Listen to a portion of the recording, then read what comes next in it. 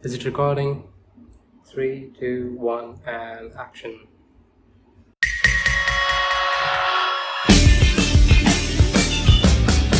So, hey guys, Vishrut here, and welcome back to a very fresh episode on Not On Campus. In this episode, we'll discuss about how to get insights on your organization's database. Because the thing is, the moment your startup scales up, the complexity of your data kind of increases. It becomes very hard to track your schemas and database, and at times it becomes useless mess. So kind of make this video is typically for making your useless data into useful data. So this is tailored for people who are working in startups or big corporate firms who struggle with the data as it is very cluttered in nature, because at the end of the day the database should provide value to make actionable decisions. So as of all the other videos, this too will have timestamps.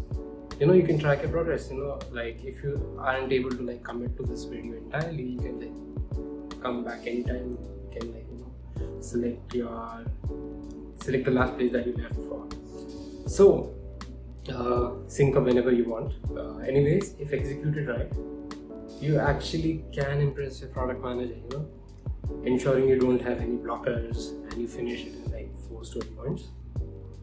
Typically product manager things, so I can't help it. So first thing I would emphasize on is the fact that you need to have the correct mindset. So this section is about mindset and prerequisites.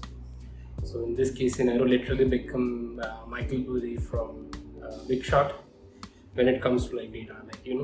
Kind of get very thorough with it, kind of understand how your data works, kind of understand the metrics which goes behind the data as well. That would help a lot too.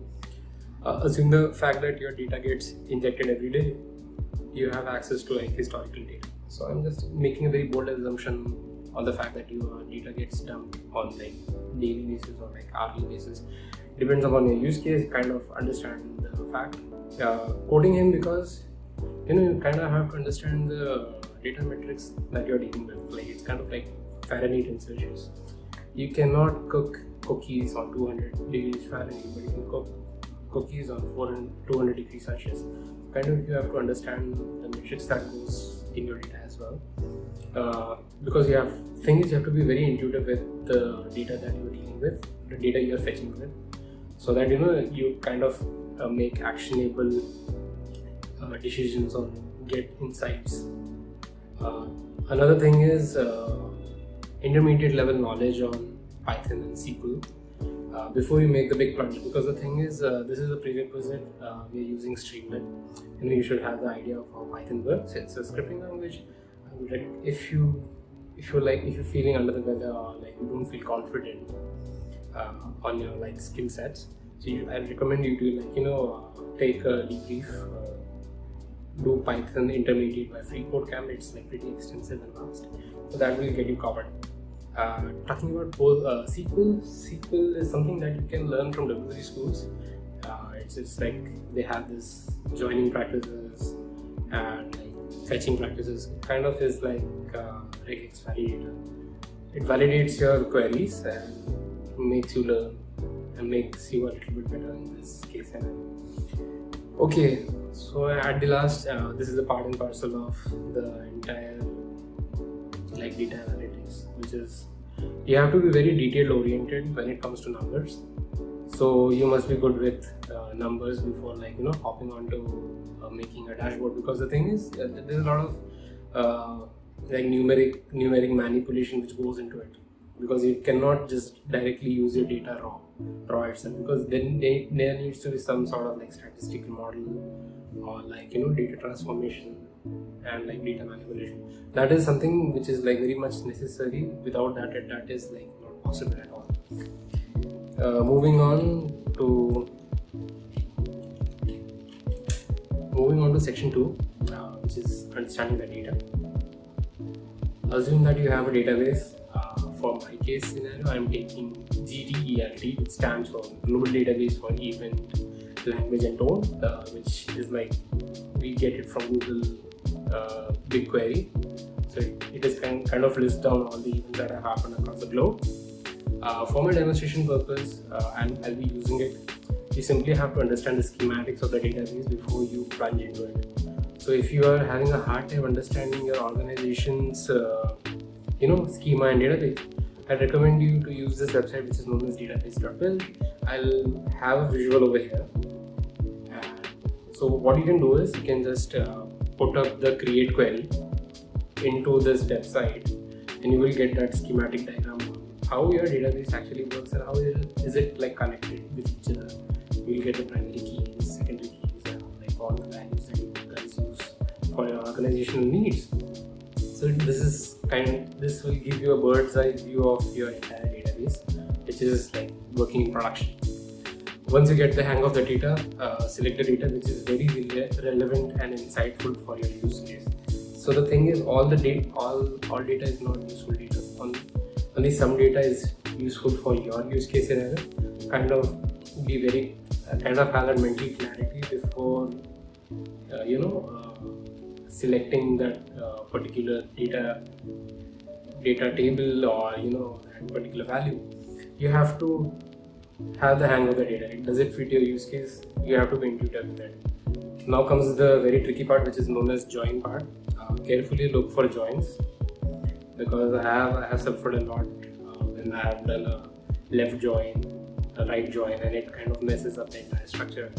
So I would recommend you to check your joins, learn your joins, because the thing is, it will lead to some sort of imbalance. This won't look good and presentable in the long run. Once sorted, move the query, make the query for a database, and try to validate it by running it on your dev mode. Use a terminal or something. And for a sanity check, right? If you still feel that I'm not confident with the database, head over to database.build. It kind of is pretty extensive in nature. You can check that out as well. So yeah. Moving on to the most interesting part, which is designing by Streamlit.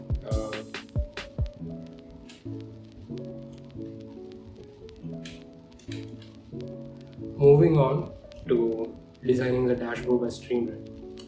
So once you have got your data into a data frame in a favorite choice of format, like if you live in a very free economy, you can have CSV, you can have Parquet, you can have tabular separated values, and import and perform important calculations in your coding language to manipulate the database for insights and metrics generation. This is like very important part, because the thing is, your data will straight away come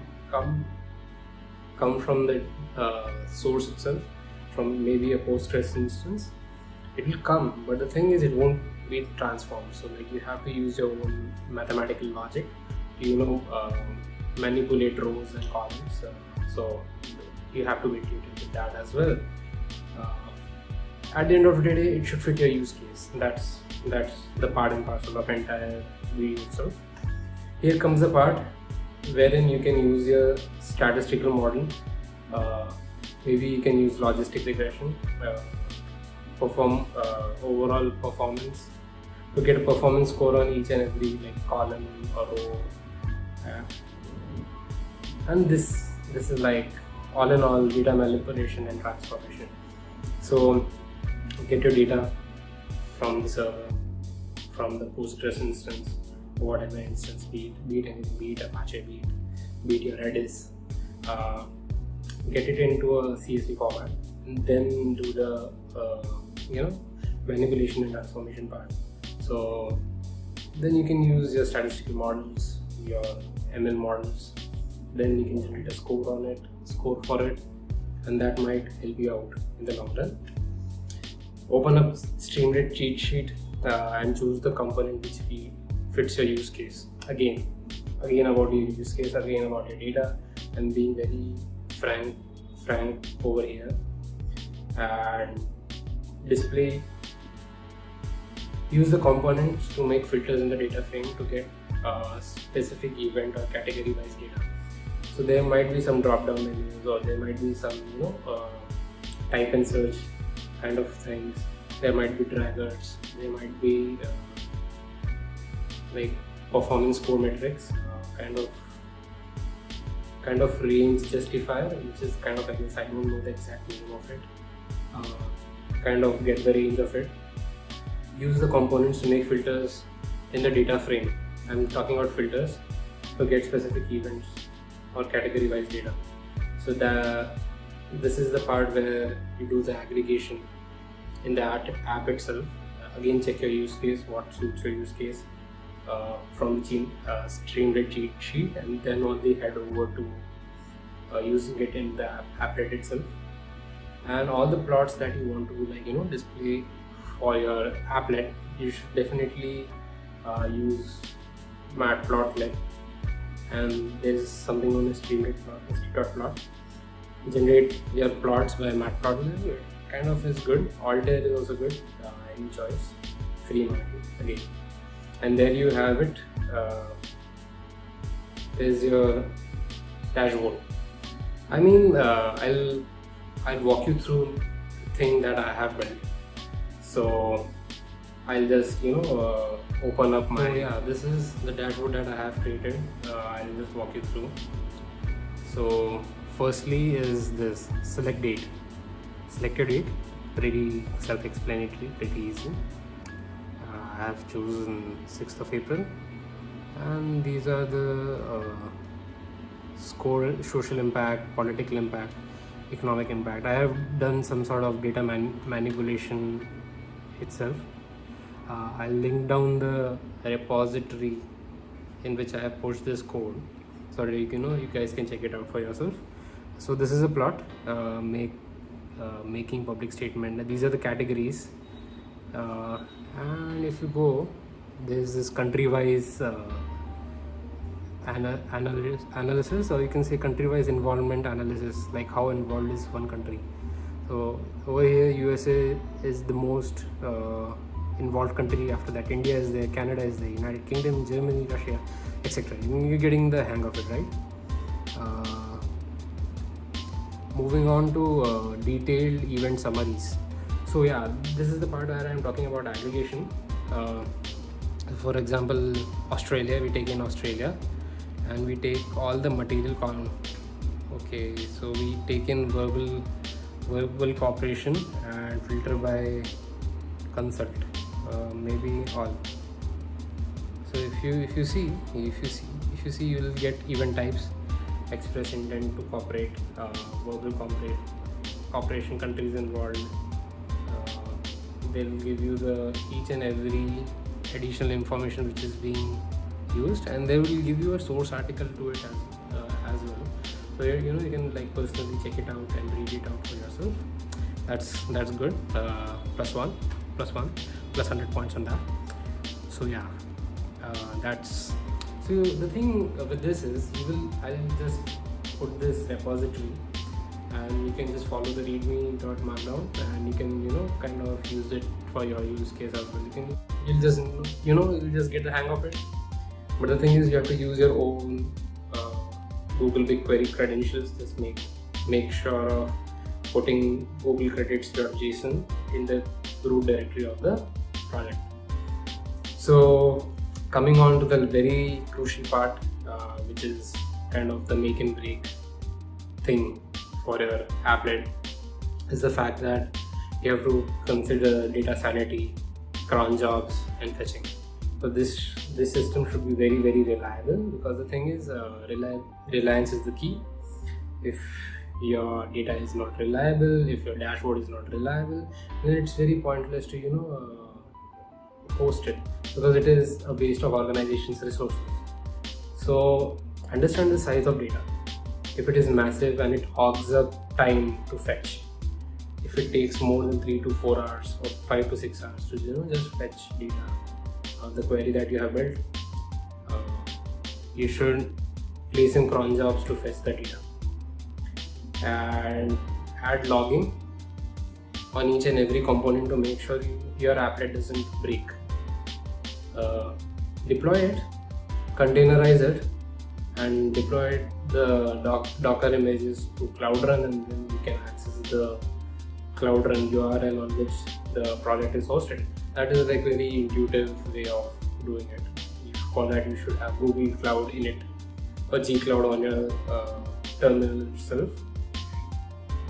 So the thing is that the repository is down below. You can check it out. So one more section that I would, one more addition that I would like to put on this is the fact that you should keep all the constants in one folder. You should keep all the queries in one folder. You should not make it one big app.py. Queries in one folder and constants in one folder, so that you don't end up creating redundant items in your code base itself. The code base should be clean and it should have that sanity. And finally, I would say about the resources. Firstly is Streamlit documentation. That's a no-brainer. You should definitely check it out. It is very extensive in nature. And second is database.build. So yeah, you can check it out. If you want to hop on, if you want to understand an organization's database structure. For example, I want to get Reddit's database schema. I can just prompt it and ask it, hey, can you just give me how Reddit works? So they'll give you the tables, post, feed, karma and all, and XYZ. I'll just put up a picture over here. It will give you each and every database schema which is being involved, and then you have it. You kind of get the hang of it. They will give you the SQL statements also to create your own database. That is good as well. Come on, you're getting fed by a silver spoon. That's pretty much it. Hope you guys enjoyed this video. This video is relatively short because I don't think so there's much more to talk, because the thing is a lot of the things would be left to your own personal interpretation. This is something which is very on the grassroots level. I haven't gone into the intricacies involved in the dashboard creation, but the thing is, you can check out the code base. It is pretty extensive. I have added comments in each and every section. Just have a read through it. It is pretty extensive, and yeah, that's pretty much it. Thank you so much for the support. I really like it, and thank you for subscribing. Please do like, share and subscribe. Comment down below what you feel, and check out my socials. I'm on Twitter, which is x.com. Sorry for saying Twitter. x.com, and I'm on LinkedIn as well. Check out my portfolio website, and yeah, do check out Code with Vibe.